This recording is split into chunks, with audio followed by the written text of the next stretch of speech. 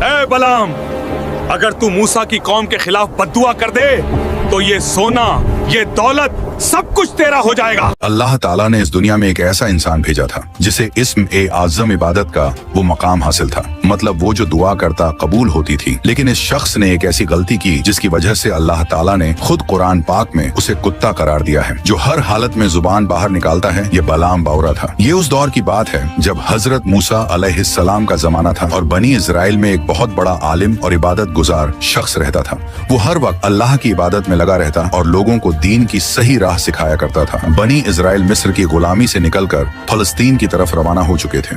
रास्ते में बल्का का इलाका पड़ता था जहां एक जालिम बादशाह बल्क की हुकूमत थी। जब बल्क को खबर मिली कि मूसा की कौम आ रही है जिनके लिए समंदर ने रास्ता दे दिया था, तो उसके पैरों तले जमीन खिसक गई। उसने बलाम बावरा के पास जाने का फैसला किया। बलाम उस इलाके का सबसे बड़ा आलिम था, इल्म का सागर, इबादत का पहाड़। बादशाह ढेरों सोना चांदी और जायदाद लेकर उसके पास आया और कहा, मूसा की कौम के खिलाफ बद्दुआ कर दो, ये सारा सोना, ये दौलत सब कुछ तुम्हारा हो जाएगा।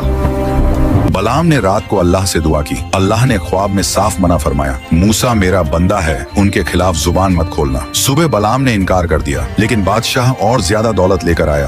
बीवी बच्चों ने भी दबाव डाला। बलाम बावरा का दिल ललचा गया। उसने दोबारा दुआ की, लेकिन इस बार दिल में दौलत की मोहब्बत थी। अल्लाह ने आजमाइश में इजाजत दे दी। अगले दिन बलाम अपनी गद्दी पर सवार होकर पहाड़ की चोटी पर गया, जहाँ से बनी इजराइल का पूरा लश्कर नजर आता था। उसने इसमें आजम पढ़कर बद्दुआ शुरू की तो इंतहाई अजीब बात हुई। उसकी जुबान से बद्दुआ की बजाय दुआ निकलने लगी। ऐ अल्लाह, मूसा और उनकी कौम को कामयाबी अता फरमा, उन पर रहमत नाजिल फरमा। उसने दोबारा कोशिश की। तीसरी बार भी यही हुआ। अल्लाह ने उसकी जुबान पलट दी थी। तब बलाम ने शैतानी तदबीर सोची। बादशाह से कहा, खूबसूरत औरतों को बनी इजराइल के पास भेजो। जब यह गुनाहों में डूबेंगे तो अल्लाह का अजाब आएगा। यह मंसूबा कामयाब हुआ। ताउन फैल गई और 24,000 लोग हलाक हो गए। अल्लाह ताला ने कुरान सूरह अल-अराफ 175 से 176 में उसका जिक्र करते हुए उसकी मिसाल दी। कहाँ कुत्ते जैसी हालत हो गई। कुत्ता चाहे भूखा हो या पेट भरा, गर्मी हो या सर्दी, हर हाल में जुबान लटकाए रहता है। बाज उल्मा फरमाते हैं कि बलाम की जुबान सच में मुंह से बाहर निकल आई थी। अल्लाह ने उसे ऐसी रुसवाई दी कि लोग उससे नफरत करने लगे। जो शख्स कभी इल्म और इबादत का पहाड़ था, वो दुनिया की थोड़ी सी चाहत में सब कुछ लुटा बैठा।